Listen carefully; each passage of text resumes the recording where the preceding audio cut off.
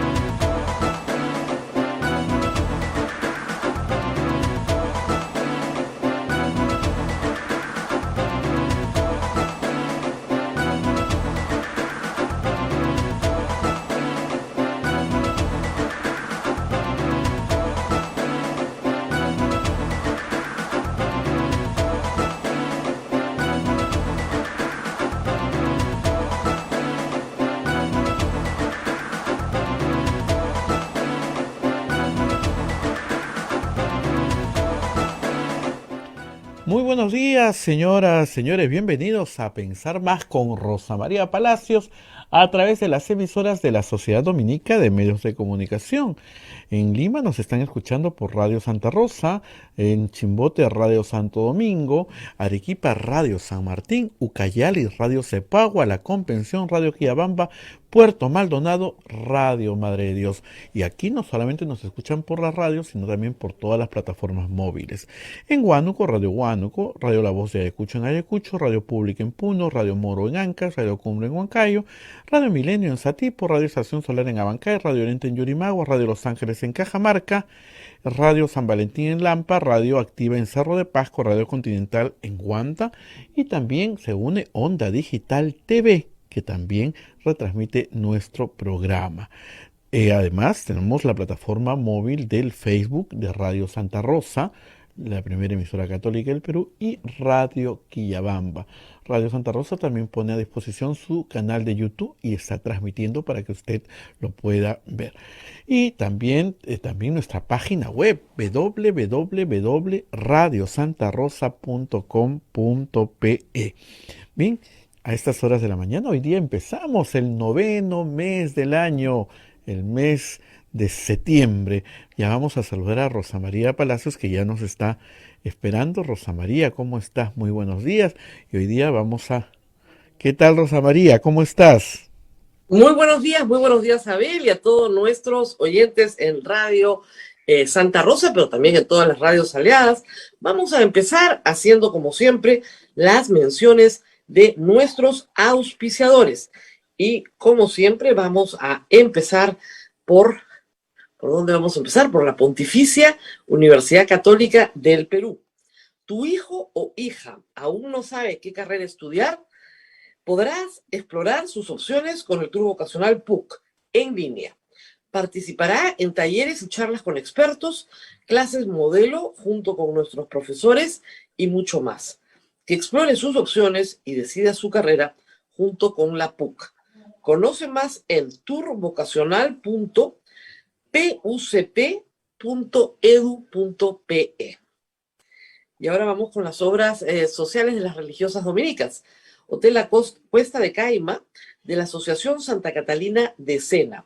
De las Madres del Monasterio de Santa Catalina es la mejor opción para tu estadía en Arequipa. Lo recaudado por el hotel sostiene las instituciones de apoyo social de las madres que benefician a niños, niñas, mujeres y adultos mayores en estado de vulnerabilidad. Informes en el Facebook e Instagram del Hotel La Cuesta de Caima, Arequipa.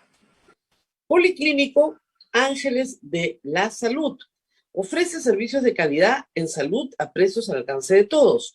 Servicio de rayos X, mamografía, laboratorio, análisis clínico, ecografía, coloscopía, endoscopía, colonoscopía, tópico, farmacia y servicio de ambulancia.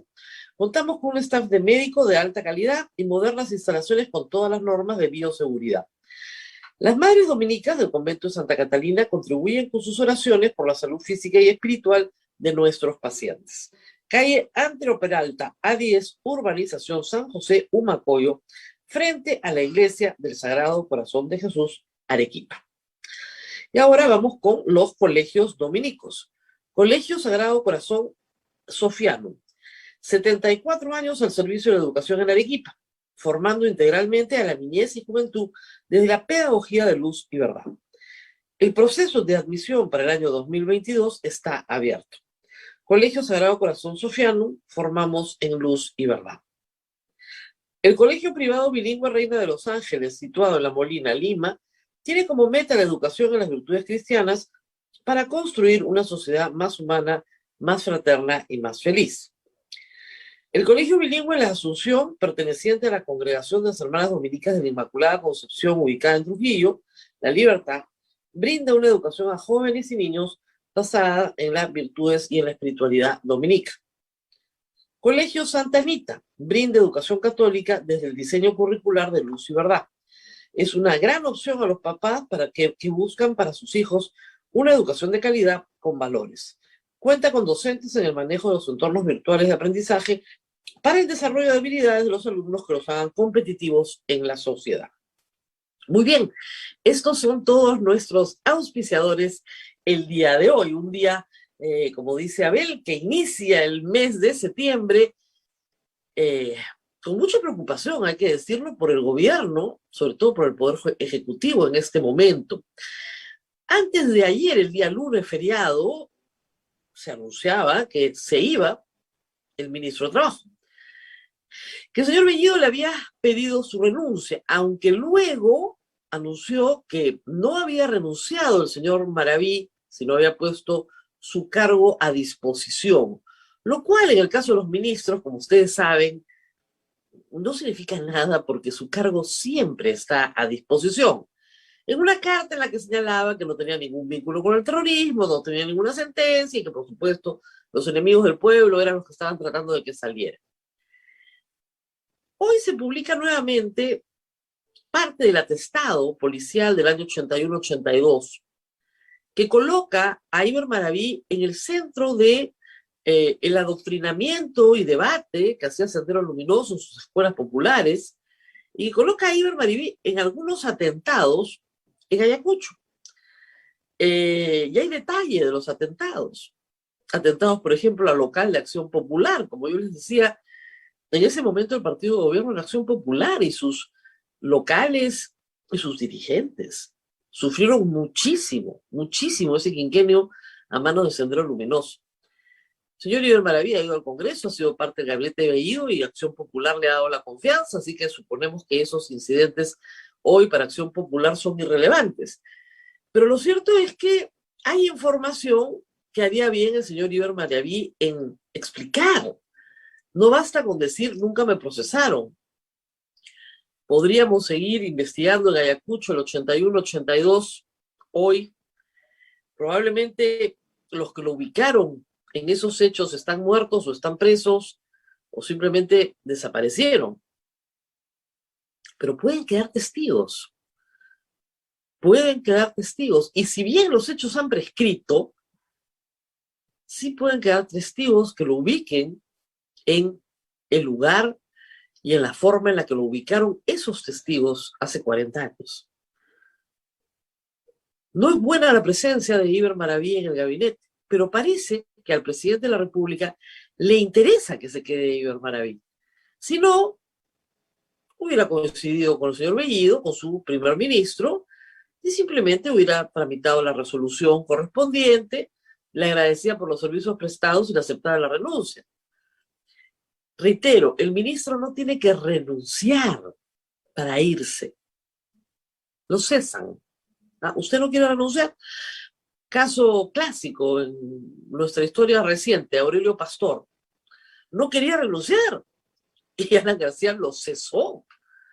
Dar por terminado, ¿no es cierto?, el nombramiento del señor Aurelio Pastor. Listo, ni las gracias, ¿no? En el Estado peruano hay formas de concluir un nombramiento. Aceptar la renuncia y dar las gracias por los servicios prestados. Aceptar la renuncia, punto, sin las gracias. Aceptar que no presentó renuncia, cese, o dar por terminado, dar por concluida la designación. Hay formas de hacerlo, ¿no? Todas las formalidades te permiten encontrar un camino. Mientras tanto, el señor Guido Bellido tiene otras dificultades, ¿no? Además de que el presidente no le hace el más mínimo caso. El presidente se va al BRAEM, pide un debate con los congresistas en el BRAEM. Ya, de nuevo, ese no es el local institucional del Congreso. Los debates parlamentarios se hacen en el hemiciclo. ¿Para qué? Para darle transparencia, para que podamos hacerle seguimiento. ¿A qué? A las iniciativas parlamentarias y a su desenlace, a través de votaciones que son seguidas por el país a través de un tablero electrónico. No te quitas los zapatos y te vas al BRAEM y eso te hace más macho, más hombre, más presidente. Al contrario, es el desgobierno completo. Porque el señor Castillo ayer no ha dicho una palabra sobre Bellido. O sea, si mi primer ministro va y pide una renuncia, se toma foto, si mi socio político sale y le echa bendiciones en Twitter, yo tengo que decir algo, porque mi ministro ha dicho, a mí me ha presentado una carta donde pone su cargo a disposición. ¿Y yo qué digo? Ah, no van a pasar esos que me quieren cambiar ministros, que quieren poner ministros. El problema no es poner ministros, el problema es sacar ministros. Y para información del señor presidente, porque probablemente sus asesores leales no se lo han explicado, él pone los ministros a propuesta y con acuerdo del primer ministro. Si él no está de acuerdo con el primer ministro en nada, sáquenlo. ¿Ok? Y quien saca a los ministros no es solo el presidente, es también el Congreso, a través del mecanismo de la censura. El cargo de ministro es el más volátil que hay en el Estado peruano. Nadie sabe cuánto va a durar. Depende de la voluntad de dos poderes, del Ejecutivo y del Legislativo. Y eso no es un ataque de la derecha, es constitucional, es lo que la Constitución manda. Si el Congreso quiere censurar a un ministro, lo censura.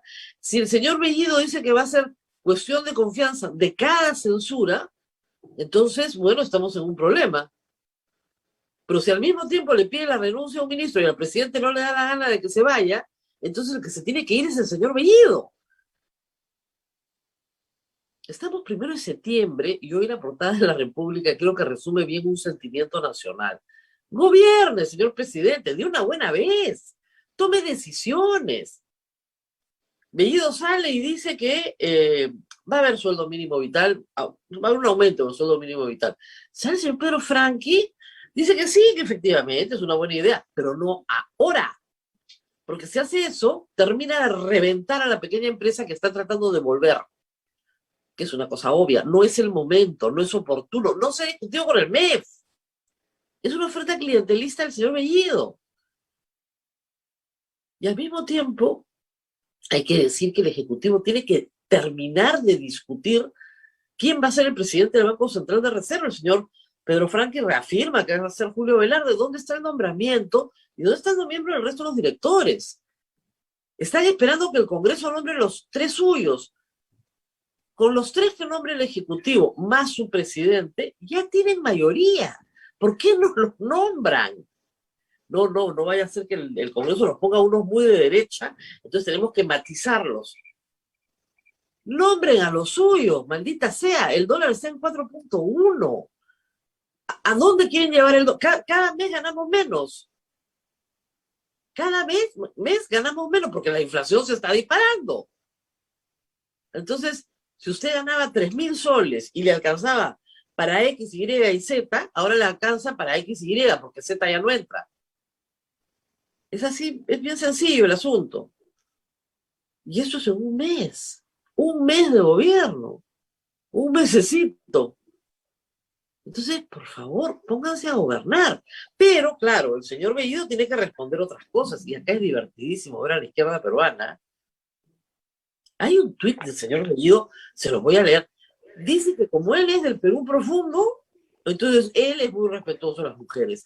Así, el señor nos contó, y vamos a entrar ahorita ya en un segundo con nuestro invitado Alonso Seguro a las 8:20. Rosa María. ¿Sí, Abel? Sí. Sí, Abel, te escucho. ¿Qué necesitabas? Según La señora Patricia Chirindos, no sé si podíamos empezar el tema de economía. Ah, ya, acá la señal falla. No, te decía que ya nos está esperando el doctor Alonso Segura para poder empezar antes de entrar al tema de la señora Chirinos, que es largo. Claro, vamos a la pausa, terminamos con el tema de economía y regresamos a las 9 con la señora Patricia Chirino. No se preocupen, que allá nos contó una historia que merece ser contada, por supuesto. Vamos a la pausa y regresamos.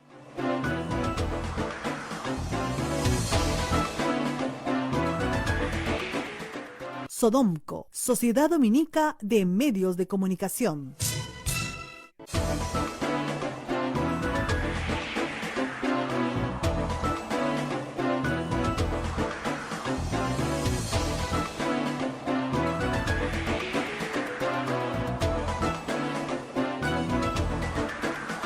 Continuamos con A Pensar Más a través de las emisoras de la Sociedad Dominica de Medios de Comunicación. En Lima, Radio Santa Rosa; Chimbote, Radio Santo Domingo; Arequipa, Radio San Martín; Cusco, Radio Veritas; Ucayali, Radio Cepagua; La Convención, Radio Quillabamba; Puerto Maldonado, Radio Madrios; en Huánuco, Radio Huánuco; Ayacucho, Radio La Voz de Ayacucho; Puno, Radio Pública; Ancash, Radio Moro; Huancayo, Radio Cumbres; Atipo, Radio Milenio; Abancay, Radio Estación Solar; Yurimagua, Radio Oriente; Cajamarca, Radio Los Ángeles; Lampa, Radio San Valentín; Cerro de Pasco, Radio Activa; Guanta, Radio Continental; Onda Digital TV, y también AM Tagua nos pone en podcast en todo el Perú y el mundo, la página web de Radio Santa Rosa y las plataformas móviles www.radiosantarosa.com.p. Adelante, Rosa María. Adelante, Rosa María. Y bueno, vamos a hablar de economía. Está con nosotros Alonso Segura. Esta semana estamos en este tema porque consideramos que es en realidad el tema más importante para las familias peruanas el día de hoy, además de las vicisitudes del señor Bellido. Pero el problema es que la política hoy importa para la economía. Si no, no tendríamos el dólar en 4.1. Gracias, Alonso Segura, por estar con nosotros esta mañana. Buenos días, Rosa María. Gracias por la invitación. Bueno, ayer el ministro de Economía se ha presentado en una conferencia de prensa, se ha presentado anoche en todos los canales, lo veía en RPP, en Canal 7, iba muy entusiasta, ¿no? Diciendo que el consumo de electricidad, el consumo de cemento, el Perú se va para adelante, los precios internacionales, todo es óptimo, todo está muy bien, nada de sueldo mínimo, ¿no? No lo han discutido. Sí, ya en septiembre, octubre nombran el directorio del BCR, pero parece el ministro de Economía de otro país. ¿Cuál es el truco en el mensaje del señor Franqui que no estoy entendiendo? Bueno, Rosa María, yo creo que, a ver, el ministro de Economía está tratando de dar tranquilidad, ¿no? Eso es lo primero, ¿no? Que es importante. Evidentemente no puede desconectarse de la realidad, pero siempre los ministros de Economía, cuando hemos ocupado el cargo, tratamos de dar tranquilidad, ¿no? Eso es lo primero. Lo segundo es, hay ciertos indicadores que todavía muestran, digamos, recuperación, crecimiento fuerte, etcétera, en corto plazo, pero ya hay otros indicadores que están mostrando pues, que se están debilitando o que se van a debilitar hacia adelante. De alguna manera él está enfatizando esos indicadores que todavía muestran pues, que la economía se mueve, tratando pues, de mejorar estas expectativas para que efectivamente, digamos, el carro siga caminando, ¿no? Yo diría que lo tercero es porque hay evidentemente, no sé si decir posiciones encontradas en el gabinete, pero hay por lo menos posiciones divergentes y hay, digamos, no sé si llamarle caos en términos de lo que dice un ministro, dice el primer ministro. Entonces hay mucha desorganización, ¿de acuerdo? Y poca claridad hacia dónde están yendo. Entonces, de alguna manera el Ministerio de Economía está tratando de decir, bueno, por acá queremos ir en materia económica, ¿no? Vamos a ver al final si puede hacer que el resto del gobierno vaya por esa ruta, ¿no? Claro, un ejemplo, sí, no solo un ejemplo, sí. No, dime solo un ejemplo concreto, se refirió a lo de la RMB. ¿Y por qué se refirió a la RMB? Porque le preguntaron. ¿Y por qué le preguntaron? Porque en el discurso del Premier de investidura dijo que iban a subir la RMB. por eso es que ha dicho no, no es el momento, etcétera, etcétera. Entonces, hay ese tipo de descoordinaciones, de que cada quien va por su lado, etcétera. Entonces, está desempeñando su rol. Hay algunas cosas en que tengo una opinión, digamos, diferente a la de él, que podemos discutir, digamos, durante el programa, pero, digamos, nuevamente está tratando de poner paños fríos en muchas situaciones. Claro, pero si uno escucha al señor Franque, no es el señor Franque que nosotros conocimos cuando usted era ministro, cuando era ministro Miguel Castilla. Ahora se parece más a ustedes que a él mismo. Entonces, ¿cuál es el verdadero Pedro Franque? Yo realmente lo escuchaba y yo decía, pero esto es como si escuchara a algún ministro de Economía de Ollantumala, incluso a algún ministro de Economía, pero Pablo Kuczynski. ¿Qué pasó? ¿Se cayó del caballo camino a Damasco? ¿Qué le pasó a Pedro Franque? Bueno, yo te diría que, como dice el dicho, una cosa es con guitarra y otra con cajón, ¿no? Yo creo que es importante ser consecuente a lo largo de digamos, de tu vida profesional. Eso se valora después, pero en todo caso es bueno que en este momento, en varios temas, no en todos, pero en varios temas, digamos, opine de manera, o ya como ministro no solo opine, sino esperemos que tome acciones a veces contrarias a lo que ha dicho en el pasado, ¿no? Un caso es la RMB, él era uno de los que continuamente decía suban, suban, suban, ¿no? En situaciones también complejas en que no se podía subir y no se debía subir. Porque aparte el tema del RMB es un tema coyuntural solamente, es un tema más estructural, ¿de acuerdo? Que complica la formalización. No es el único tema, pero es un factor más que añade a evitar que haya formalización por razones obvias, ¿no? Si tienes que pagar una remuneración mayor a lo que produce un trabajador, no lo contratas, o en el Perú lo que haces es lo contratas pues de manera informal, sin derechos, nada, ¿no? Entonces seguir subiéndola te va subiendo la valla para la formalidad innecesariamente, ¿no? Todos quisiéramos que los trabajadores ganen más, pero eso tiene que responder justamente a productividad, a capital humano, etcétera, etcétera, ¿no? Entonces no a simplemente una ley que te dice, una norma que te dice págale tanto cuando no hay capacidad de hacerlo, ¿no? Entonces vamos a ver, pero digamos, creo que evidentemente dentro del gobierno, el Ministerio de Economía está siendo más responsable que el resto y está por lo menos haciendo algo, haciendo cosas, digamos, ¿no? Hay otros sectores que están paralizados, están ausentes, y otros que, bueno, solo están en las noticias no sé, por escándalos y cosas por el estilo, ¿no? Claro. Ahora, este cambio para bien del ministro de Economía probablemente no sea percibido para bien, como tú dices, por el resto del equipo económico, o sea, para el resto del Estado peruano, de los ministros, del gabinete, etc. Pero lo que ha dicho suena razonable. Vamos al discurso ya propio de él. Mira, te diría que en general sí hay algunas aristas o algunos temas en los que hay algo, por lo menos en mi opinión. Hablemos de sus proyecciones, por ejemplo.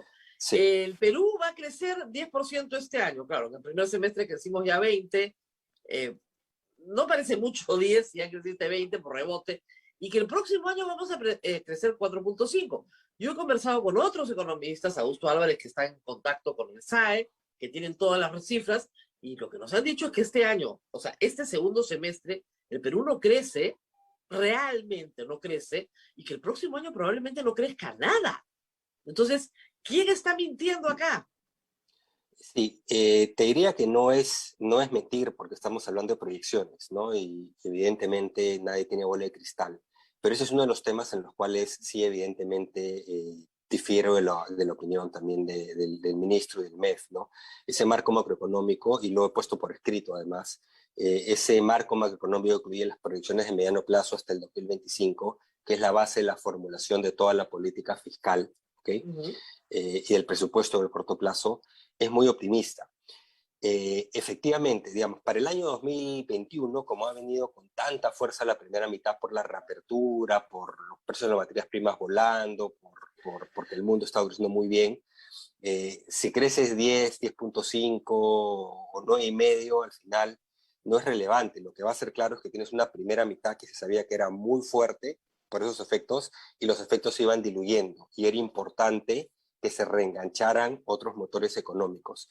Y el problema es que con todos los mensajes todavía poco claros del gobierno, algunos que sugieren que quieren seguir con una agenda, digamos, bastante, digamos, diferente a lo que se ha hecho en el pasado en materia económica, incluyendo la Asamblea Constituyente, te está afectando las expectativas empresariales, que se han golpeado muchísimo. Usualmente cuando se prácticas empresariales están en terreno como el actual, la inversión privada se contrae, lo cual es inédito, porque en momentos en que tienes un choque externo positivo como el actual, si no se complican digamos, con tercera ola del mundo, pero que tienes materias primas volando, mundo creciendo, etcétera, lo que tú tienes usualmente es pues que la moneda se fortalece, las expectativas mejoran, la inversión privada vuela, etcétera, etcétera. Y está ocurriendo exactamente lo contrario, ¿no?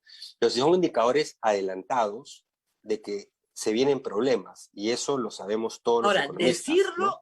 decirlo es un pecado, ¿ah? Le digo, yo en Twitter puse, se lo conté a Jaime Chincha la semana, una sarta de insultos dirigidos por un economista de grade, pero si estoy diciendo lo mismo que dicen todos los economistas peruanos, la cosa viene mal porque la inversión privada no está respondiendo.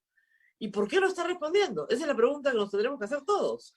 Sí, yo creo que más que todos los economistas deberíamos entender que siempre hay espacio para opiniones divergentes, ¿no? En fin, pero bueno, lo que está, como dije, el ministro está tratando de generar confianza, por un lado, por otro, está basándose todavía en indicadores que arrastran la dinámica digamos, que venía desde atrás, ¿no? No es evidentemente que todos los indicadores se van a parar de un plumazo en el mes de agosto. Lo que es importaciones, estaban volando las importaciones de bienes de capital, que es el indicador adelantado de inversión. Pero claro, para que tengas importaciones fuertes este mes es porque las pediste hace 2 o 3 meses, no pero estás pidiendo ahora, ¿no? Entonces, o 4, 5, 6, ¿de acuerdo? Entonces, consumo de electricidad, claro, no es que todos apagamos el foco y cerramos el negocio de inmediato. Entonces, yo creo que está sobreponderando los indicadores de muy corto plazo y no está dándole la suficiente importancia a lo que viene un poquito más adelante. Esperemos en todo caso que sea el discurso hacia afuera y hacia adentro en el gobierno, porque a veces tenemos también los ministros de Economía que decir, Ahora, podemos tener nuestra visión, que no se disocie lo que creemos, claro, pero la versión más optimista de menos lado. ¿Qué indicadores mira usted que le preocupan? ¿La salida de divisas del Perú? ¿Cuáles son los indicadores que causan preocupación? Mira, los indicadores financieros, que son indicadores concretos, porque son de muy alta frecuencia, el tipo de cambio, el riesgo país, precio de los activos peruanos, públicos y privados, cómo se han estado golpeando, etcétera, etcétera. No, esos son los directos, ¿no? La bolsa sigue siendo la bolsa que más ha caído en el mundo, algunas acciones, las más líquidas, se han contraído de una manera brutal, más que las otras inclusive porque transan más, entonces refleja mejor el precio. El tipo de cambio sigue pegado cerca a 4.10, está en entre 4.08 y 4.09 y no baja, ¿no? Y expectativas empresariales medidas por sector privado o por el Banco Central están en terreno que se condice con contracción futura, porque es un indicador adelantado también de la inversión privada, lo cual es increíble porque venía creciendo pues la inversión privada a ritmo de 20 y tantos %, ¿no? Entonces, eso es lo que preocupa, más allá de si el consumo de electricidad todavía está subiendo o la importación de bienes de capital que viene de compras hechas todavía en el pasado, ¿no? Esa es la parte que yo creo que está yéndose un poco mucho al terreno de optimismo, ¿no? Lo otro ya en proyecciones concretas es que ese marco macroeconómico proyecta que la economía peruana va a crecer, pues, no solo el 4.8, creo que es el próximo año, 4.5, crece a un ritmo, todos los años, la inversión privada crece más que eso inclusive, ¿de acuerdo? Lo cual, evidentemente, salvo que haya un giro de timón de 180 grados del gobierno y un Congreso responsable, o sea, desde la política y las políticas públicas hay un buen giro de timón, ciertamente es virtualmente imposible, ¿no? Pero esa proyección es la que les permite, digamos, generar ingresos, más allá de la reforma tributaria que se va a implementar, que le permita mostrar un marco fiscal, digamos, en que el déficit converge, la deuda no explota, etcétera, ¿no? Y eso es algo que algunos, incluido el Consejo Fiscal, hemos criticado, hemos dicho que es muy optimista, ¿no? No es realista, ¿de acuerdo? No es realista. Cierto que les ayudan los precios de materias primas volando, pero como dije, con esos precios de materias primas, situación del mundo, que no sabemos cuánto va a durar, la economía debería estar volando. Claro. Y nos estamos disparando en el pie. Y no digo solo por PBI, pero esto por el PBI. Estamos hablando de generación de empleo adecuado, de empleo formal, de reducción de pobreza. ¿No? Las políticas sociales pueden mitigar los programas públicos pueden mitigar, pero no te pueden generar toda la capacidad de la economía para generar empleo. Entonces, esa parte es la que preocupa y preocupa muchísimo, ¿no? Si le dice, lo llaman y le dicen, señor Segura, mire, yo soy Pedro Castillo, no sé nada de economía, yo confío en mi ministro de Economía, pero dígame 5 cosas que tengo que hacer para que la gente confíe, invierta y salgamos del hueco, porque yo no quiero que haya más pobres en un país rico, me parece que lo único que voy a hacer es que haya más pobres en un país más pobre. ¿Qué hago? Cosas que podrían hacerse. Mira, de frente, lo primero es abandonar esta idea de asamblea constituyente que siguen empujando. El propio premier lo dice en el discurso, no lo mencionan, y el propio ministro de Economía dice, ¿por qué se es mencionó. tan mala? ¿Por qué esa idea es tan mala? Por lo que trae detrás, primero, una asamblea constituyente para cambiar todo, cuando no necesitas cambiar todo, te genera muchísima incertidumbre, ¿de acuerdo? Pero además la carga de mensajes de lo que quieren cambiar, ¿de acuerdo? Dentro del capítulo económico y los antecedentes de países, digamos, con objetivos como el gobierno, lo que han hecho cuando han hecho cambios de constitución. ¿Okay? Cambio de instituciones, simplemente para quedarse, digamos, para quedarse en el poder, digamos, ¿no? Pero también en términos de la política económica, de las actividades, del modelo económico, todos los cambios que introducen. Eso es lo primero. A eso va amarrado el ejemplo de Chile, que estamos viendo que la verdad que lo ha asumido en una situación muy, muy incierta y de pronóstico reservado hacia adelante. Entonces, eso es lo primero, ¿no? ¿La Asamblea Constituyente chilena está teniendo un efecto directo en la economía chilena? Sí, claro, la inversión privada está paralizada, ¿no? Y lleva tiempo paralizada, está cayendo, o sea, está sufriendo la economía muchísimo y hay hacia adelante no hay claridad sobre hacia dónde va a ir, ¿no? Y vamos a ver el resultado, ¿de acuerdo? Claro, es como entonces, si hoy agarraras a un empresario venezolano y lo regresaras a 1998 y le dijeras, ¿tú invertirías sabiendo todo lo que pasó después? Te diría ni hablar. Exacto. Eso es lo que siente el peruano, que estamos en 1998 en Venezuela y que ni hablar, que ya sabemos lo que viene. Claro, y ahí hay varios temas, ¿no? Uno, que siguen diciendo el premier, etcétera, que todos los peruanos lo quieren, y no es cierto. Todas las encuestas dicen que no quieren un cambio, quieren ajustes menores, pero el problema es que tú no puedes entrar en un proceso político de votación, porque eso es muy incierto, o sea, es muy incierto en un país como el Perú, ¿no? Entonces, y por otro lado, el mismo ministro de Economía dice, no, pero no está en el discurso. No está en el discurso, pero después del discurso el premier sale y dice, y en el pleno mismo dice que critican todos los males son debidos a la Constitución, y sale y dice que eso va en vía paralela y que van a meterlo. Entonces, de nuevo, uno trata de poner paños fríos, pero sabe que lo van haciendo por otro lado. Entonces, primer asunto. Si quieres que la economía mejore, déjate de hablar de Asamblea Constituyente. Si sigues hablando de Asamblea Constituyente, la economía va a empeorar.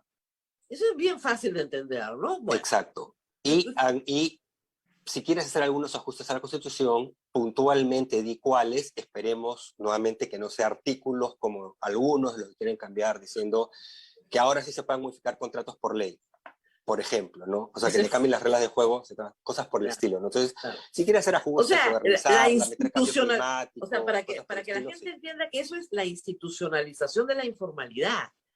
Es convertir la informalidad en norma constitucional. O sea, yo pacto contigo, pero después te lo cambio. Eso hace la gente informal, pues. ¿Ya? La gente formal no hace eso. Entonces quieren poner eso en la Constitución para que el Estado peruano no tenga palabra. Entonces, cuando no tienes palabra, nadie contrata contigo nunca. Sí, porque no tienes palabra. Tus reglas de juego cambian cuando el gobierno quiere que cambien, ¿no?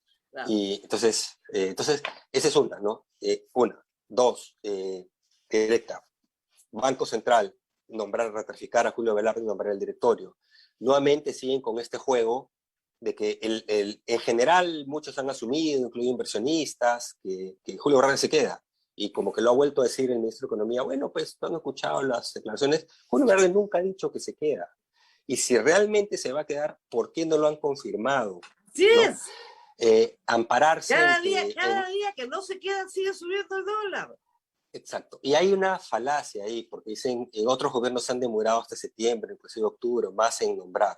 Sí, pero otros gobiernos no tenían el tipo de cambio en 4.10, no tenían riesgos de rebajas de calificación crediticia inminentes. no tenían las acciones o los activos en general de Perú severamente golpeados, no tenían fuga de capitales o salida de capitales, o sea, no enfrentaban una situación así y no enfrentaban un discurso de te voy a cambiar todas las reglas de juego, etcétera. Un nivel de incertidumbre tremendo. Entonces, de nuevo, es algo que ya se van al otro lado y se van diciendo, sí, pues no pasa nada, podemos ir a septiembre, octubre. No es cierto. Las decisiones de política pública responden a las circunstancias que hay en el momento. Y en este momento tú necesitas traer tranquilidad y comenzar a cerrar temas, ¿no? Y no lo están haciendo. Sí me parece ahí sí irresponsable decir, nos podemos ir a septiembre, nos podemos ir a octubre.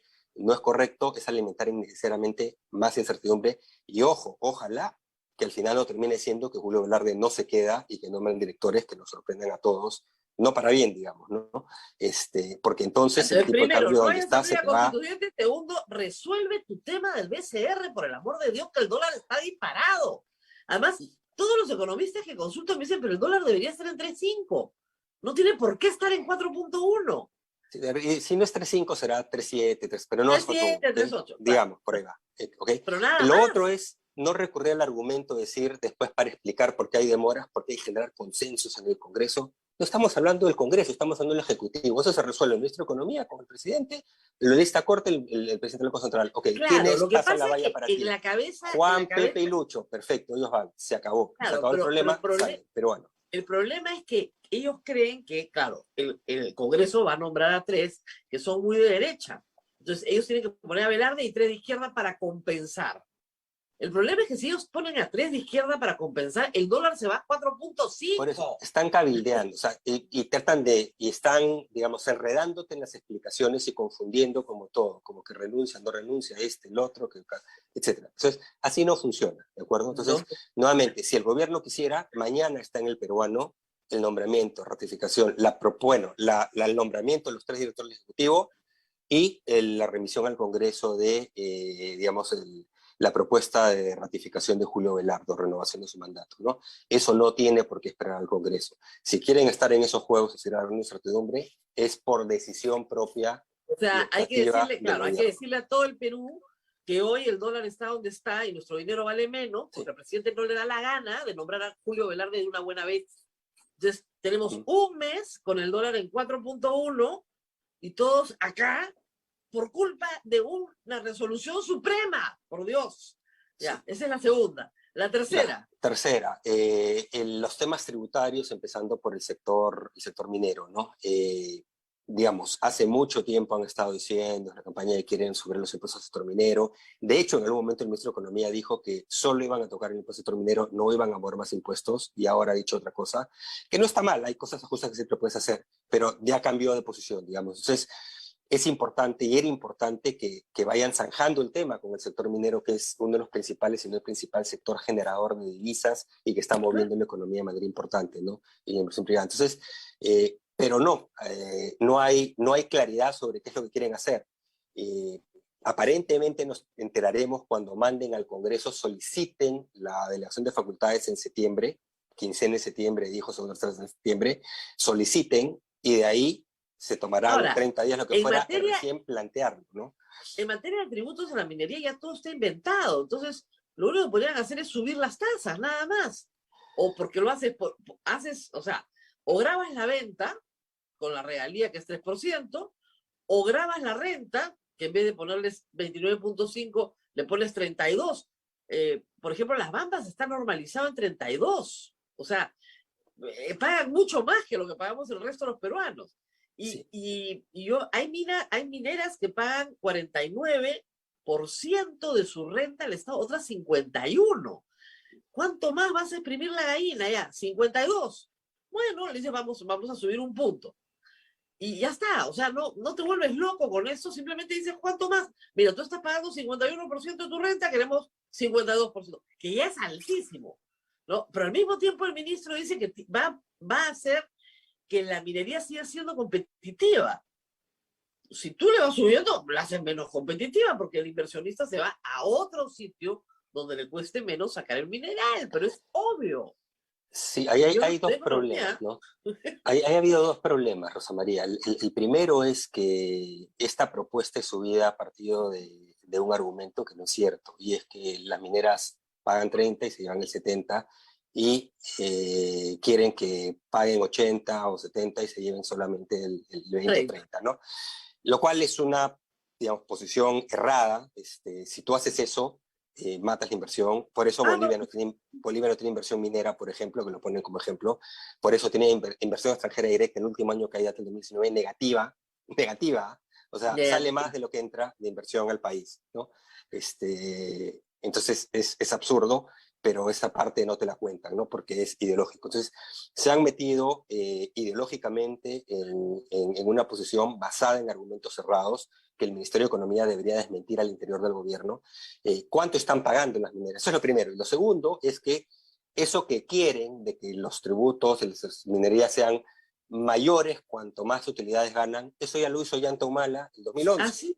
Así Y es, por ya se eso intentó. este año va a haber se podría, o el próximo, en 3 años, triplicar la recaudación tributaria del sector minero con respecto a lo que hubo el año pasado.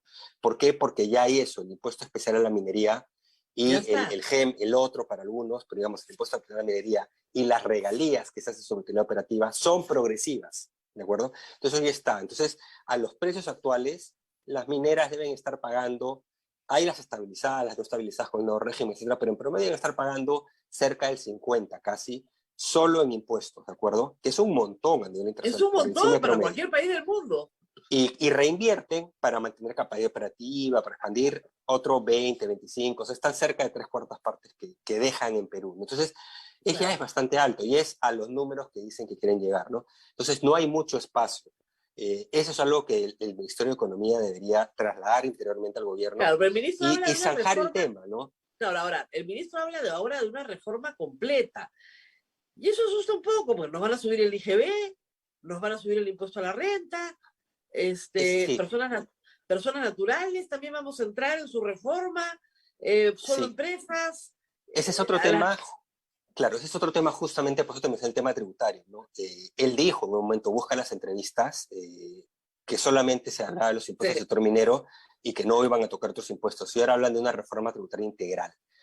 Mi entendimiento de lo que ha declarado es que no es que es una reforma tributaria integral. Ha hablado de mejorar algunos, poner impuestos a la economía digital, mejorar algunos impuestos justamente por temas de cambio climático, probablemente algunos instrumentos de administración tributaria para evasión y elusión, ciertamente el tema minero, pero no es pues que voy a cambiar toda la estructura tributaria, ¿no?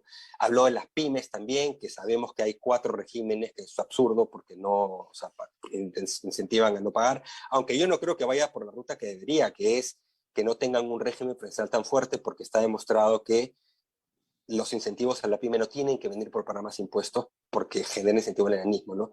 Pero bueno, pero de nuevo, yo creo que deberían ya clarificar, porque cuando sales un gobierno, más un gobierno, no importa quién te lo dice, que hizo una reforma tributaria integral, le para los pelos de punta a todo el mundo, ¿no? Entonces, de nuevo, han metido más incertidumbre. Claro, entre toda la incertidumbre que hay, casi que tampoco no es un bombazo, porque ya todo el mundo está, digamos, esperando que te metan anuncios que no sabes por dónde van a ir, ¿no? Pero sí es importante que no espere a mandar sus facultades delegadas y después atenderlas para decir te voy a cambiar esto. Que clarifiquen de una vez, nos vamos a limitar específicamente a esto, a esto, a esto y a esto. Y ojalá sea con criterio, ¿no?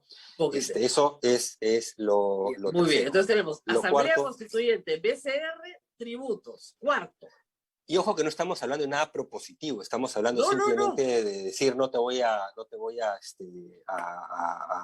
digamos, a meter bombazos, ¿no? Lo cuarto es, lamentablemente, algo que se metió. Nadie esperaba que este gobierno fuera un gobierno reformista en materia laboral para bien, que introduzca flexibilidad y cosas por el estilo, ¿de acuerdo? Pero si uno lee el discurso, en el discurso menciona que la agenda es subir RMB, fortalecer SUNAFIL, negociación colectiva por rama, eliminar la suspensión perfecta del decreto de urgencia 032, creo que es mucho para ponerse para suspensión perfecta de labores, y un punto más que ya me olvidé cuál es. Ciertamente, con un marco laboral, hay distintos regímenes, pero en general que tenemos la mayor rigidez del mundo, después lo que hizo con el régimen agrario, no estamos como para que se hagan esas cosas, ¿no? Entonces, yo creo que Además, hay que deslindar. Además, es increíble porque cada vez que repiten la misma receta desde hace 50 años, más gente pasa a la informalidad. Hace 50 años que la misma curva, o sea, tú rigidizas, más gente pasa a la informalidad, más gente pasa. Entonces, ahorita ya estamos ya, después de la pandemia, en 80% de la gente en la informalidad. La pandemia arrojó más gente en la informalidad. Y se les ocurre que haciendo exactamente lo mismo, vas a tener más formalidad. Es una cosa de locos. O sea, y eso es culpa de la izquierda peruana, 50 años de culpa. No hay forma de que entiendan. Más derechos. ¿Para quién? Al final se van a quedar 5 con derechos, pero el resto no tiene nada. Sí, son 75% de informalidad, pero digamos, es altísima, ¿no? Y justamente lo paradójico que inicia el discurso investigador primero diciendo es, digamos, es inaceptable que tengamos 75% de informalidad y después, más abajo, te lanzan esta agenda que la verdad, pues, nuevamente, no es que una flexibilización laboral es la bala de plata que transforma la informalidad en el Perú, pero es parte de la solución que tiene que venir acompañada, sí, de regulación adecuada para que no haya abusos, pero ya, digamos, UNAFIL, lamentablemente, luego por experiencia es conocido, cuando le más presupuesto se carga más a los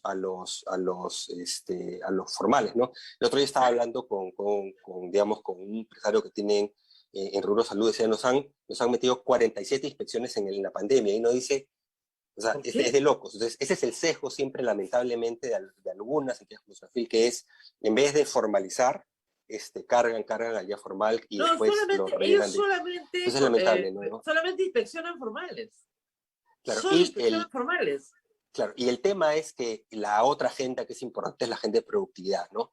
Entonces, lo otro es ya, un quinto punto, es tener una agenda más propositiva, ¿de acuerdo? Claro. El discurso, y lo puse en una columna que escribí ayer, menciona una sola vez inversión privada en todo el discurso, y lo menciona para decir que tiene que cumplir con criterio de rentabilidad social, que es un criterio, es un tema técnico, pero que no se aplica a inversión privada. El criterio de rentabilidad social va a proyectos de inversión pública, básicamente, donde la inversión privada, la rentabilidad privada es negativa. No sé, pues una línea de metro. Si tú dejas que un privado la haga y trate de cobrar por eso, nunca la va a hacer porque no va a poder recuperar la inversión. Entonces, como el Estado considera que hay un beneficio social, cubre la diferencia, ¿no? O sea, tú no puedes aplicarle, no es estándar internacional, aplicarle al sector privado el criterio de rentabilidad social, pero no lo han definido, ¿de acuerdo? Probablemente va a ser arbitrario, subjetivo, pero siguen diciendo eso. Entonces, lo único que dices es eso. Entonces, no estás incentivando la inversión privada y, por otro lado, toda la agenda de productividad. La agenda de productividad PYME está muy... Las mesas ejecutivas mencionan lo que ya sabemos de las mesas ejecutivas, pero no tienen objetivos concretos. Yo creo que tienen que hacer una agenda más propositiva, acercarse más al sector privado y trabajar más de la mano, ¿no? Y de eso también ha habido muy poco, muy poquito. Hubo una reunión, entiendo, sí, con todos los gremios, ahí quedó, pero no hay, digamos, compromisos firmes del gobierno. Y de alguna manera lo entiendo, porque veo que el ministro de Economía está tratando de correrse a ser un ministro de Economía más sensato, pero tiene pues el gobierno que todavía está disparándose por cualquier lado, ¿no? Entonces ahí hay temas por resolver, pero te diría que ese es el quinto punto. Comienza a anclar tus políticas y que sean políticas que generen, digamos, un puente con el sector privado y que hagas que la rueda se comience a mover, ¿no? Y ahí entra multiplicidad de temas, ¿no? Ahora, vamos por ahí, por el tema del sector privado. Parece ser, si uno lee el ideario programa de Vladimir Cerrón, que él realmente cree que la economía peruana puede prácticamente existir, la gran economía, sin el sector privado. Esa es su manera de pensar. Está pensando en Cuba, ¿no es cierto? Fue formado ahí. En realidad, el sector privado se puede quedar pues con las bodegas, ¿no? Con un servicio de taxis, pero para las cosas grandes, para la gran minería y de infraestructura, telecomunicaciones, bla, el Estado es mucho mejor como propietario y como asignador de recursos. Un asunto que en el Perú ya había sido superado luego del Velascato y luego la dictadura militar y todo lo que vivimos con Alan García primero. Pero regresa al tema. Y parece ser que es lo que está en el sustrato digamos, de todo el discurso de Bellido, porque si no, ¿por qué no menciona al sector privado? ¿Es así? ¿Usted cree que hay este problema de base? Hay ese problema de base. Es un tema, además, de los propios moderados dentro del gobierno, que siempre han querido modificar el capítulo económico por una serie de razones, incluyendo el rol empresarial del Estado. Exactamente. Pero de nuevo, no sabemos si vamos a tener gente en el gobierno con la versión previa o la nueva versión, digamos, digamos, aterrizada a la evidencia, ¿no? Histórica e internacional. Y sobre todo la experiencia de Perú, ¿no? Pero sí eso, de nuevo, una lectura de ese discurso es que el Estado lo puede hacer todo. El sector privado está borrado, no aparece, y el Estado apunta de nuevos programas o de escalar programas actuales o de meter al Estado a hacer cosas como el Banco de la Nación, lo meto de créditos, todo los portafolio digamos, de créditos para las personas, que Petroperú entre en toda la cadena, son, digamos, los dos puntas de lanza. Creo que es ingenuo, por no decir falaz, pensar que vas a solucionar el problema de financiamiento de la PYME y de productividad de la PYME metiendo al Banco de la Nación, o digamos, de la cadena de hidrocarburos, sector de hidrocarburos, ¿Se puede ¿de acuerdo? concebir que esta idea del Banco de la Nación es una idea para que el Estado introduzca competencia? Es que no es competencia necesariamente, ¿no? Hay segmentos, si fuera subsidiario es justamente donde no hay presencia, pero han dicho donde no hay presencia, donde hay poca presencia. El poca es lo que hay que ver. Claro. Y acá hay algunos dicen, lo que pasa es que se quiere proteger a la banca. La banca no va a entrar en eso, la gran banca ni la vas a hacer cosquillas.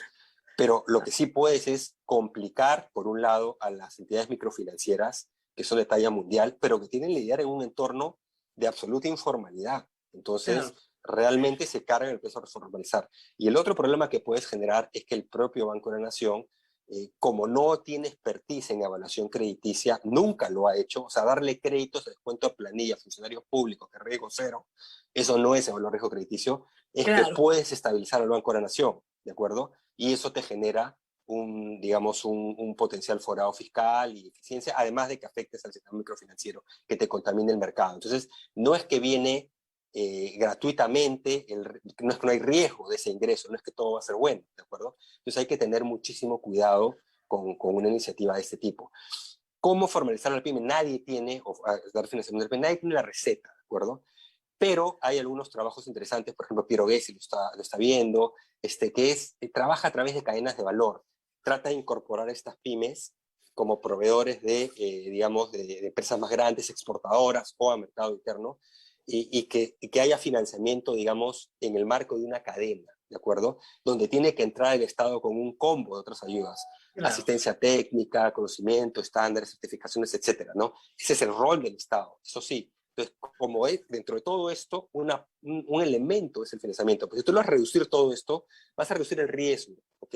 Entonces vas a elevar la productividad. Entonces el propio sector privado va a poder entrar. Lo que pasa es que eso no se resuelve de la noche en la mañana. Es la manera en que debes de tratar de ver cómo vas, digamos, jalando a formalidad a través de cadenas productivas y el financiamiento va a ir fluyendo, ¿no? Más fácil es decir, meto al Banco de la Nación. Listo, problema solucionado. Y ojo, no estoy diciendo que el gobierno de repente no capte, porque como han pensado mesas ejecutivas, es un buen instrumento que al final entre en esa lógica, ¿no? Pero hay que tener cuidado que el otro te lo contamine. Entonces, de nuevo, también hay que tener cuidado con estas soluciones mágicas que no funcionan, que tienen mucho riesgo, pero que son siempre en el sentido que el Estado haga todo. Papá Estado te lo va a dar todo, ¿no? No, y no solo eso, el tema de Petroperú es interesante porque Petroperú siempre ha sido un botín político. Yo recuerdo la dictadura militar y luego el primer gobierno de Alan García y el gobierno de Belaúnde, o sea, quien era presidente de Petroperú era más o menos Dios, tenía hasta avioneta privada. O sea, y es muy difícil manejarla porque la han exonerado de una serie de controles públicos, FONAF, etc. La noticia que salió ayer, la verdad que no la he recuperado, sería bueno que fijes de que se han dado un aumento a los gerentes y que pueden ganar 50 y tantos mil soles. O sea, en esta coyuntura, una empresa pública que se dé aumentos salariales, no sé si es cierto, no lo he podido verificar. Ya todavía no me extrañaría, pero a nadie le extrañaría que fuera cierto. Exacto, entonces, de nuevo, y no tiene expertise Petroperú explorando ni nada, o sea, ya no explora, no explota, no produce hace, no sé, desde la época de, no sé, hace 30 años, o sea, evidentemente, y no tiene el capital para hacerlo tampoco, es la otra parte, pues está concentrando en la refinería y otras cosas. Entonces, de nuevo, es como que son estos tótems de la izquierda. Una refinería, hay que decirlo, que ustedes aceptaron hacer por presión política, porque en realidad no tiene ningún sentido. En realidad no fue así. Eso te lo puede... Ayer estuvo Miguel Castilla, él te lo podría corroborar. Esto se chequeó con consultoras internacionales, la refinería era necesaria.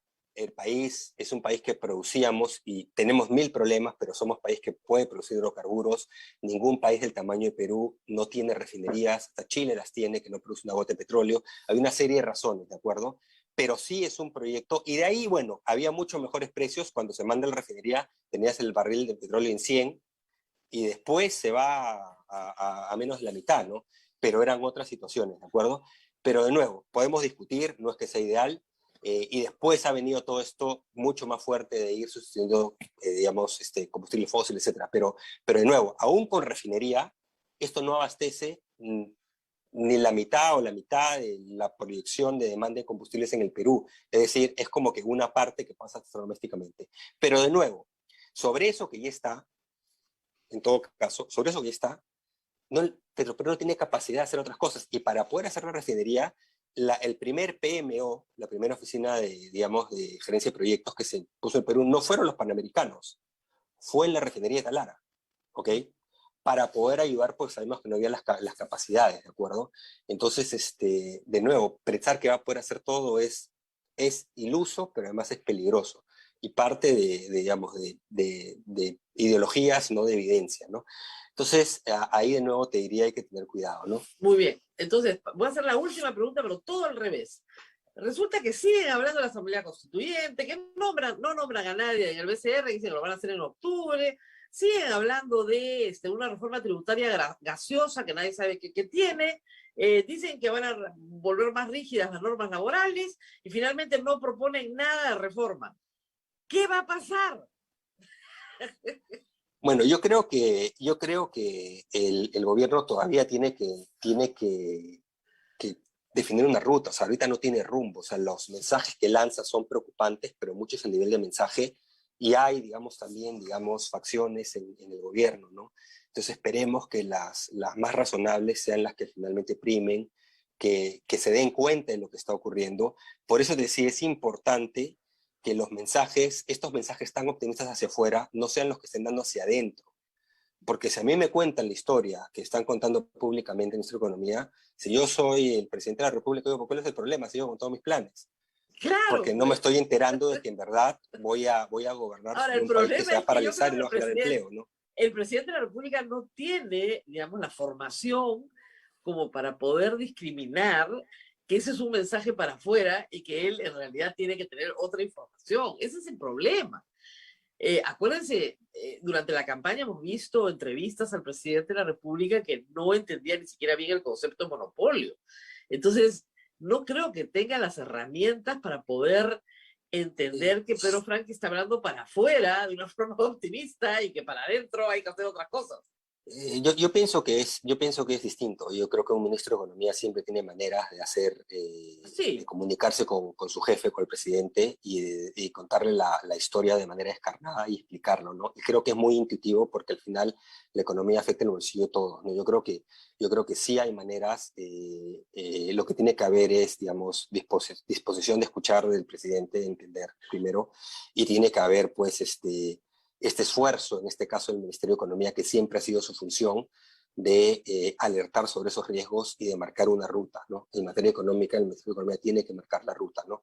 Y eso es algo que esperemos esté ocurriendo, pero ciertamente no puede ser con los mensajes que están escuchando públicamente, que todo está maravillosamente bien, Ollanta ¿no? dijo que él rápidamente entendió la diferencia entre lo que quiere y lo que puede. Sí, claro. Y eso fue lo que lo hizo cambiar, que dijo, bueno, es lo que yo quiero, no puedo, porque no hay de dónde.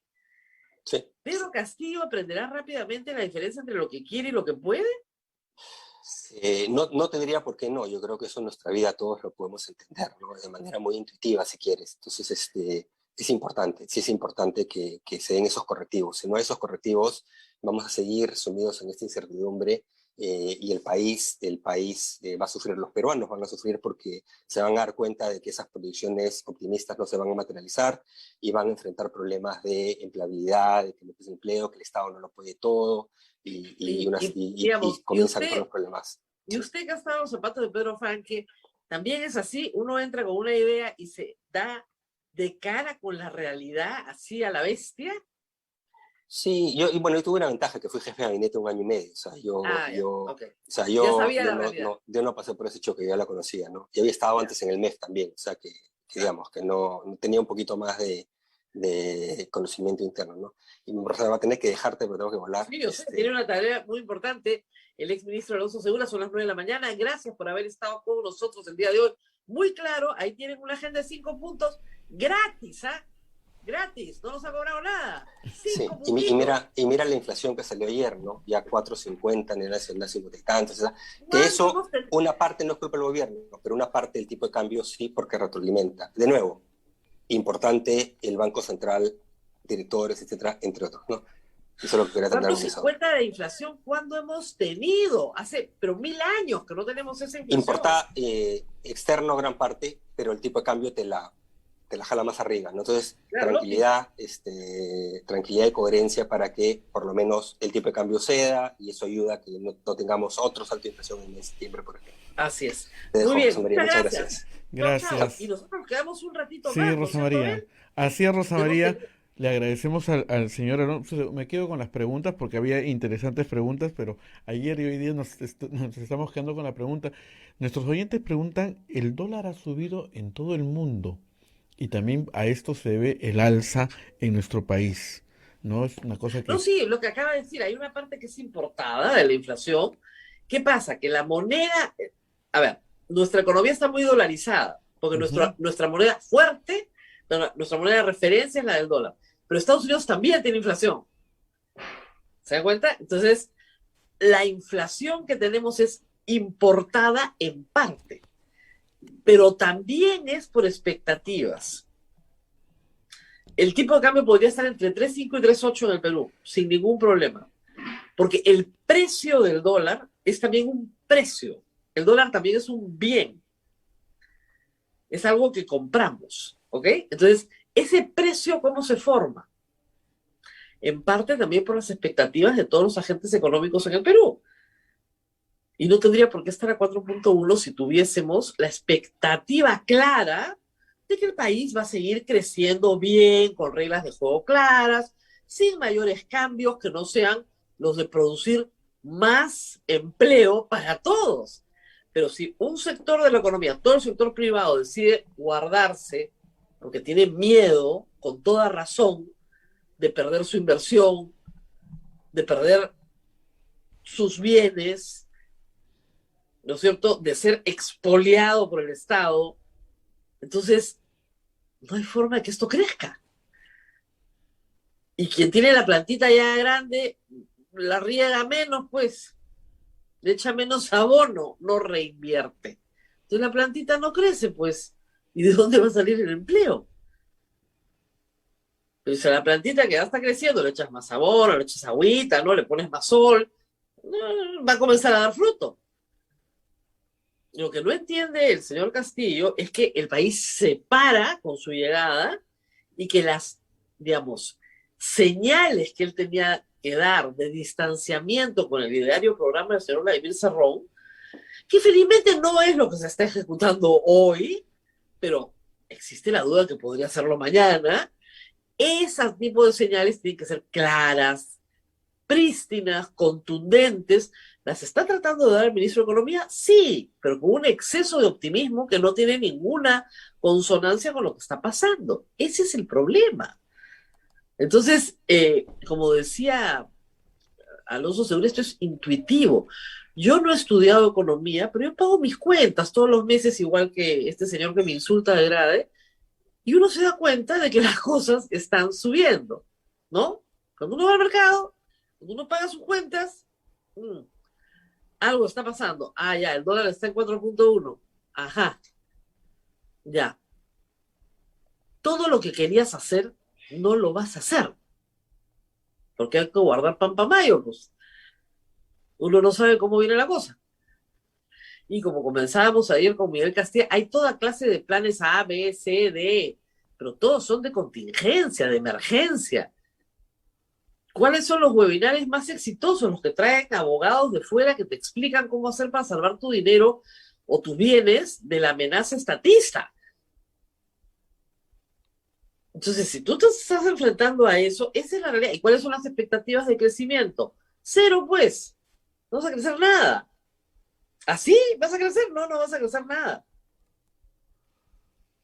Y no es que yo quiera fastidiar ni que quiera ser la madre de las profecías autocumplidas, pero eso es lo que está pasando. Y decirlo en televisión es decirle la verdad a la gente. Aunque les moleste, pues. Si no hay inversión privada, el país no va a crecer. Y lo que tenemos es la inercia del primer semestre. Y el próximo año no va a crecer nada si es que no hay inversión privada. Va a haber inversión privada cuando sucedan las cosas que nos acaba de explicar Alonso Segura. Porque soluciones hay. Felizmente el problema tiene solución. ¿Eh? No es que no tenga solución, tiene. Pero dejen de hablar de Asamblea Constituyente y cambio el capítulo económico de la Constitución, nombren a los directores del BCR para que inmediatamente baje, ¿no es cierto?, las angustias por el tipo de cambio, sean claros en la reforma tributaria, van a subir las tasas, van a crear nuevos impuestos, ¿qué van a hacer? Sean claros, si es que hay reformas laborales, ¿cuáles son? Porque van a arrojar más gente a la informalidad, eso hay que decirlo. Y finalmente propongan algo que no sea un bono. El bono me lo gasto este mes, y el mes que viene, ¿qué hago? Si yo tengo un trabajo todos los meses, ya sé que de eso como, todos los meses, no un mes. Eso es francamente como es intuitivo, ¿no? No tienes que haber estudiado. Nosotros los abogados en la Católica llevamos un curso de economía y uno de contabilidad, obligatorio, ¿no? No llevamos más. Y después la vida te hace trabajar con economistas. Pero ha sido increíble. Decir eso con Jaime Chincha, no sabes el alboroto. Es decir, qué pena por grave, la verdad, pero en fin. Vamos con más noticias políticas porque tenemos unos minutos esta mañana y se nos quedó lo de Patricia Chirinos porque realmente es sorprendente. La historia la contó ella ayer en RPP con detalles, es la siguiente. Patricia Chirinos es hija de Enrique Chirinos Soto, un conocido parlamentario de muchísimos años, fue constituyente en 1978-80 y luego fue diputado varias veces y senador. Muy bien. Su hija llega al poder y pide en la asignación de oficinas si por una cortesía, un recuerdo a su padre, le podrían dar, por razones sentimentales, la misma oficina que ocupó su padre. ¿No es cierto? Para otro congresista no significa nada, pero para ella sí estar en el mismo sitio de trabajo su padre. Legítimo, legítimo. Es una solicitud, ¿no? Pero si quiere la mesa directiva o la junta preparatoria la atiende o no la atiende, pero ya la he escuchado antes, ¿ah? No es la primera vez que he escuchado que alguien pide, ¿no es cierto?, la oficina de un correligionario, por ejemplo, respetable, ¿no? Alguien que quería la oficina de Luis Alberto Sánchez. Ese tipo de cosas pasan, ¿no?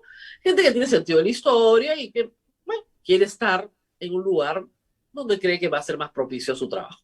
Lo único que hizo fue, delante de otros congresistas, entre los que se encontraba el actual presidente del Consejo de Ministros, que en ese momento era un congresista, ¿no es cierto? Estoy hablando de las fechas 26 de julio, 25, 26 de julio, pedir que por favor le asignaran la oficina a su padre. Según el testimonio de Patricia Chirinos, el señor Bellido se hizo gracioso, ¿no? Le dijo ahí, ay, ¿qué tanto pides? Cásate. Cásate. Ya, pésimo, ¿no es cierto? Ya ahí nomás ya, oye, qué malo tu chiste, ya yo no me tengo que casar para pedirle a un marido nada, pero en fin. Y ella le contestó, porque sabe defenderse, mire, yo ya estuve casada, divorciada y soy viuda. Y acto seguido, el graciosito, el criollazo, el que dice que viene del Perú profundo, le dijo, ah, entonces solo falta que te violen.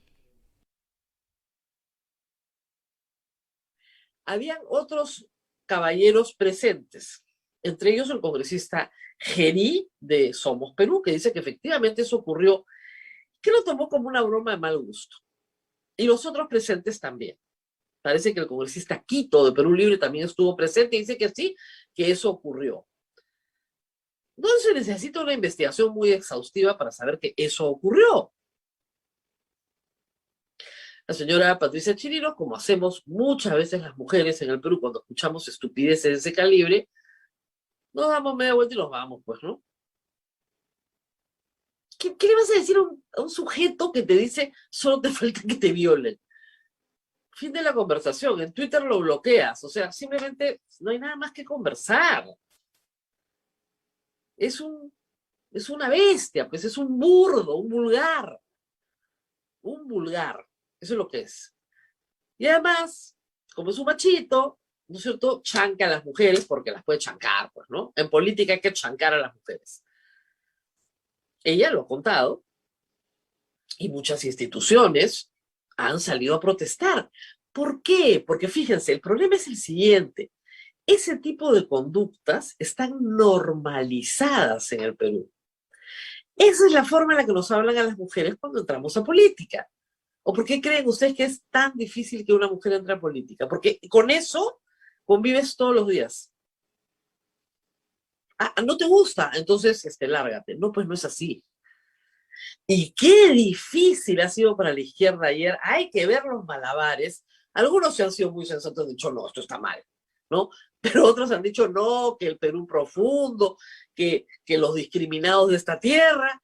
Incluso el mismo Bellido, que ha lanzado una serie de tweets, vamos a leer cómo se ha defendido, ha lanzado una serie de tweets diciendo que ama a las mujeres, que las mujeres son lo más lindo de esta tierra, que las típicas cosas, ¿no es cierto?, que se dicen cuando, bueno, en realidad estás atacando a las mujeres, ¿no? La verdad, la verdad. Entonces, ¿qué ha dicho el señor? Vamos a ver acá. Acá tengo su tweet, el señor Bellido. Ha dicho, condenamos cualquier acto de violencia contra la mujer y poblaciones vulnerables. En plural, ¿no? Estamos hablando de Patricia Chirinos. Pero tampoco podemos tolerar que esta sea usada como estrategia política con propósito de socavar el gobierno de quienes venimos desde las comunidades campesinas. De nuevo, ocultándose en las polleras de las comunidades campesinas, ¿no es cierto?, para atacar a otras mujeres. No te pases, pues, ¿no? De verdad. Él dijo lo que dijo porque esa es su manera de hablar, porque es un misógino, porque esa es su manera de expresarse, porque esa es su manera de tratar a las mujeres. Y hay testigos de que lo dijo. Felizmente, Verónica Mendoza ha salido a decir, la denuncia de la congresista Chirinos no debe ser pasada por alto. Felizmente, ya. Felizmente, ¿no? Porque ya las banderas, ¿no es cierto?, de la lucha de las mujeres, etcétera, ya se habían arreado junto por el proceso. Hace rato que se habían bajado todas al suelo, ¿no? Pero eso es lo que ha dicho el señor Bellido, ¿no? Que están usando el tema de la mujer para socavar a quienes venimos desde las comunidades campesinas. ¿Qué tendrán que ver las comunidades campesinas? Que haya machismo en las comunidades campesinas, no tengo duda, y que las mujeres campesinas se tienen que defender todos los días de la violencia que se ejerce contra ella, no tengo duda. Pero el señor Bellido no puede decir que esto no ocurrió. Y lamentablemente dice que no ocurrió. Dice lo siguiente, estos señalamientos, además de falsos, son dolosamente difamatorios hacia mi persona y no ayudan al clima de diálogo que desde la PCM queremos generar para trabajar en unidad. Hay testigos. ¿Qué le decimos al congresista Gerí? ¿Que él no vio lo que vio y no escuchó lo que escuchó?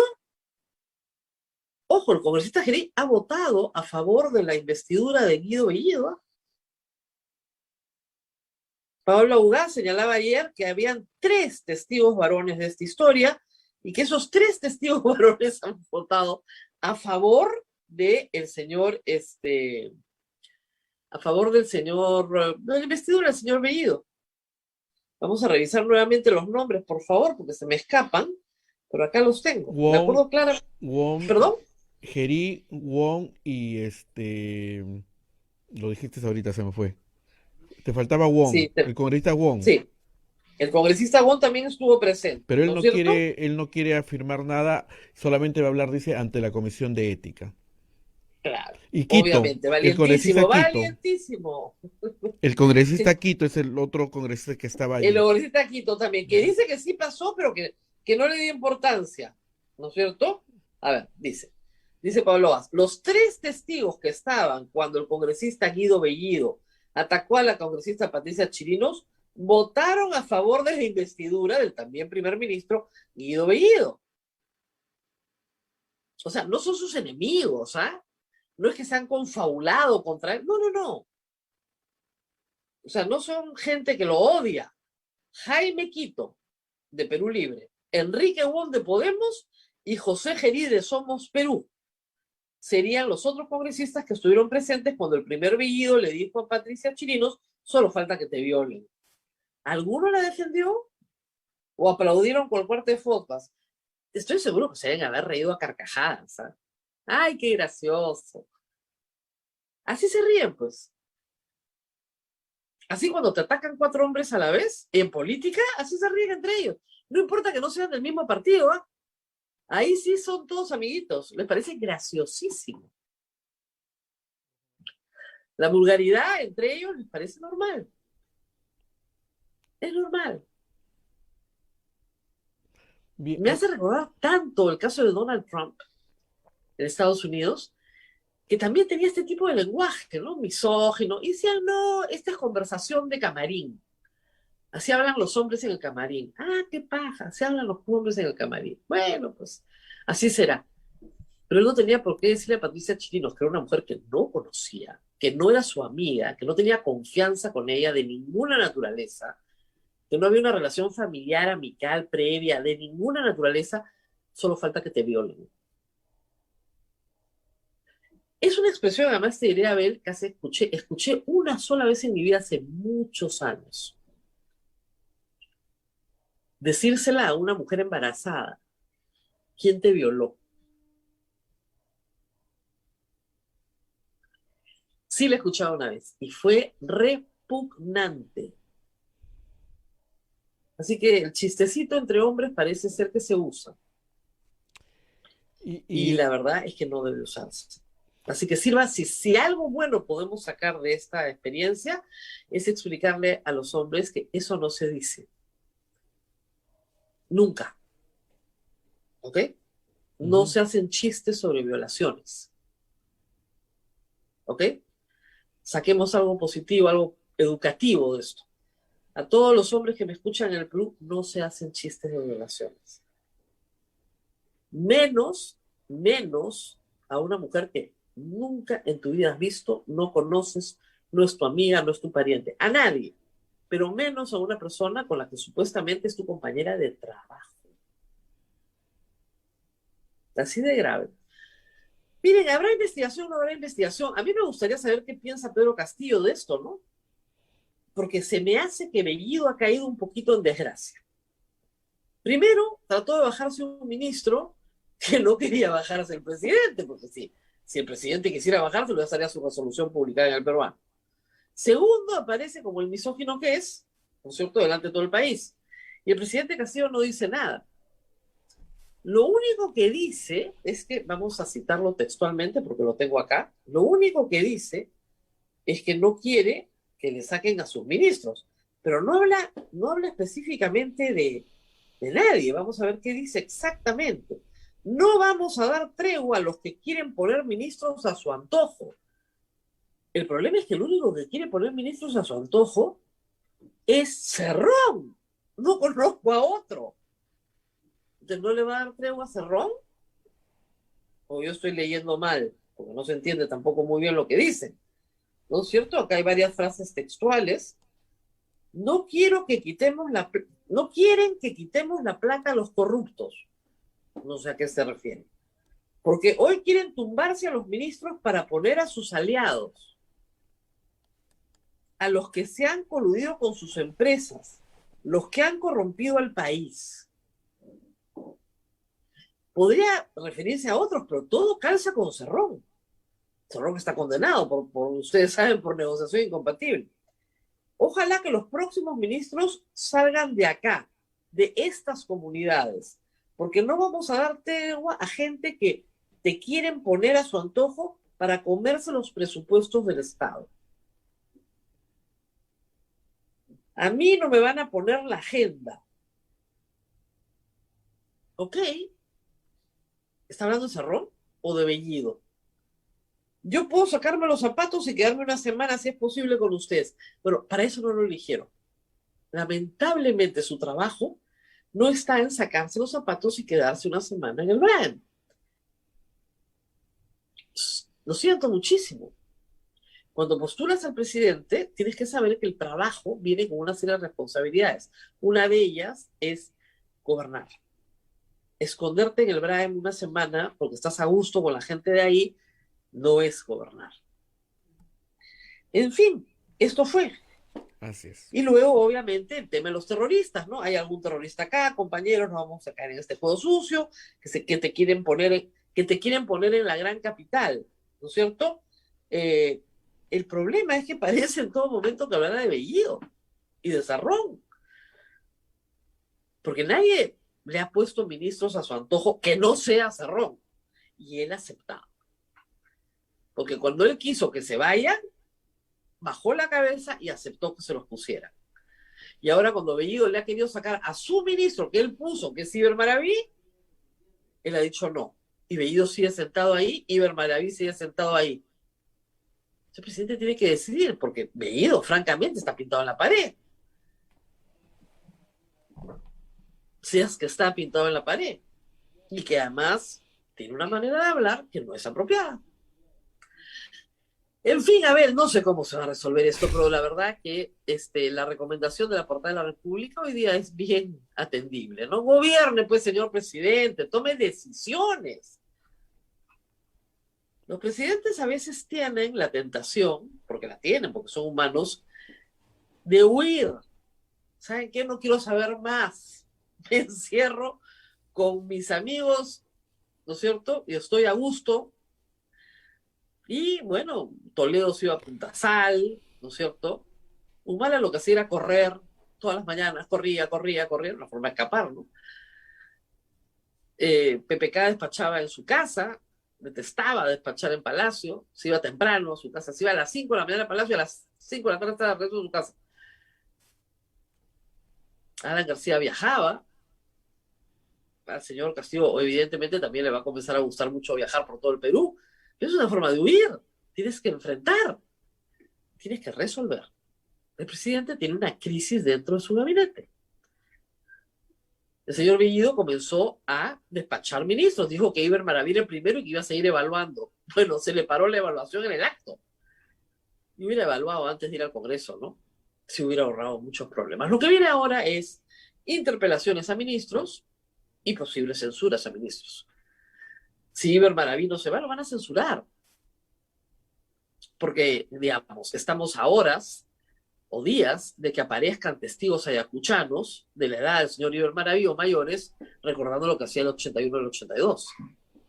Y qué pasó en su vida. Mucho mejor sería que él nos lo contara. En fin, a ver, son 9:26, Sí, nos tenemos que ir. ¿Alguna otra pregunta del público? sí, tenemos una pregunta, pero permíteme hacer una precisión respecto al caso de la señora Chirinos. Ayer nos comunicamos con ella, con su jefe de prensa, y la señora ya no quiere hablar del tema porque justamente se quiere politizar. Hay que recordar, Rosa María, que ayer sale a raíz de una pregunta que le hace la señora Mónica Delta. No es que ella fue a hacer la denuncia, Así porque es. esto la señora no lo dijo ayer, esto Exactamente. lo anunció el día de la investidura. El día de la Exacto. investidura ella lo dijo, tenemos el pequeño byte para que lo puedan escuchar.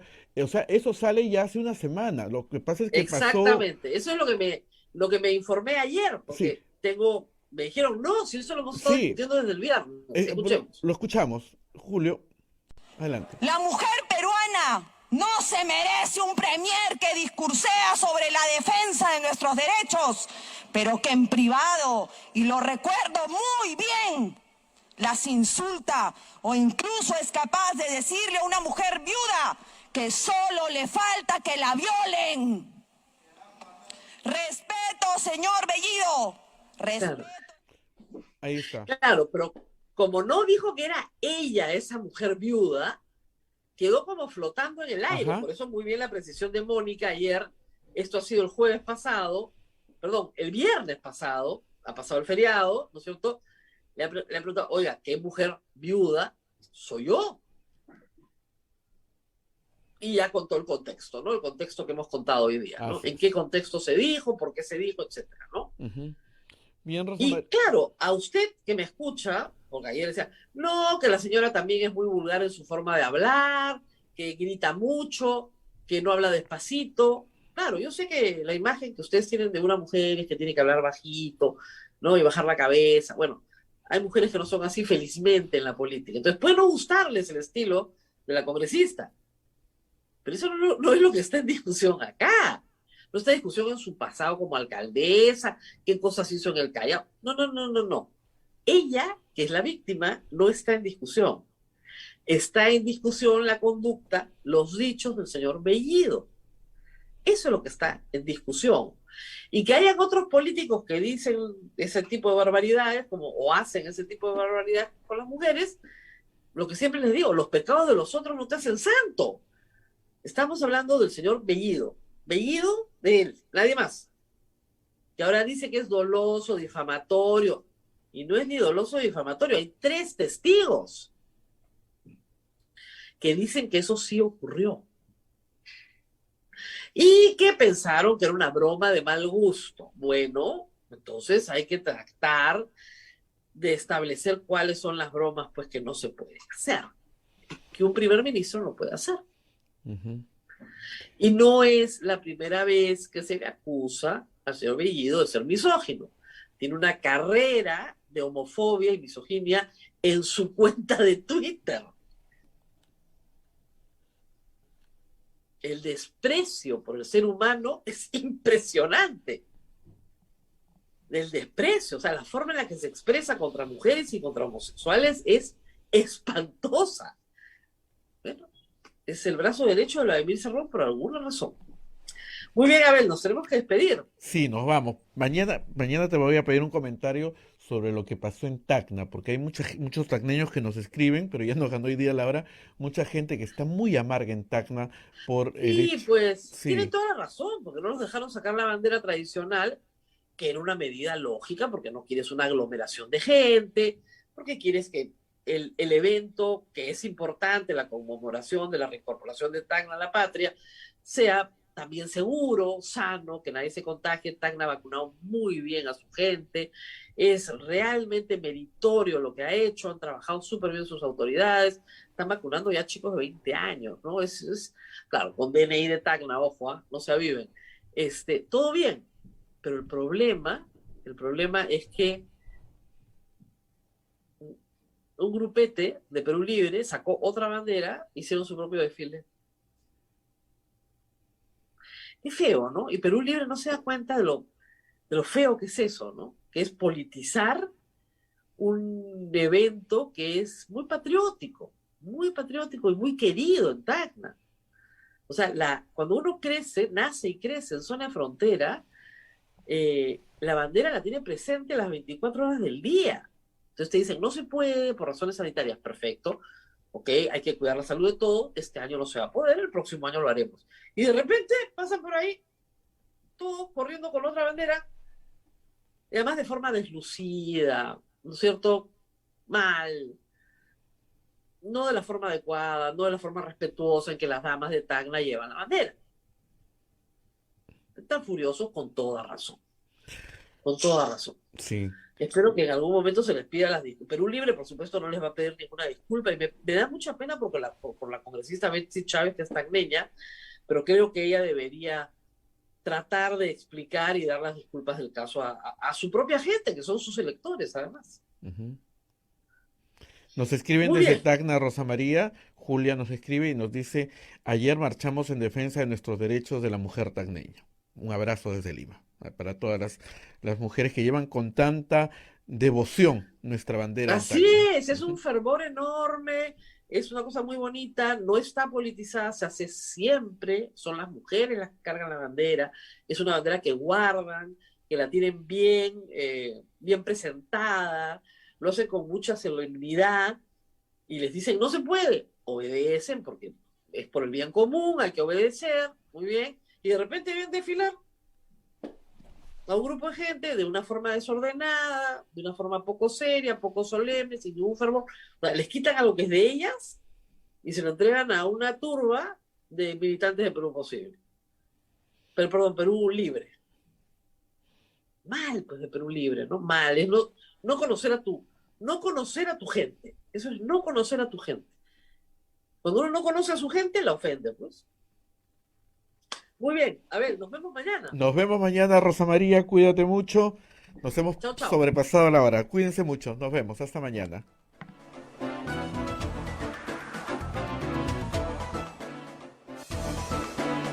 Hasta aquí, A Pensar Más con Rosa María Palacios. Este programa fue producido por la Sociedad Dominica de Medios de Comunicación, Sodomco.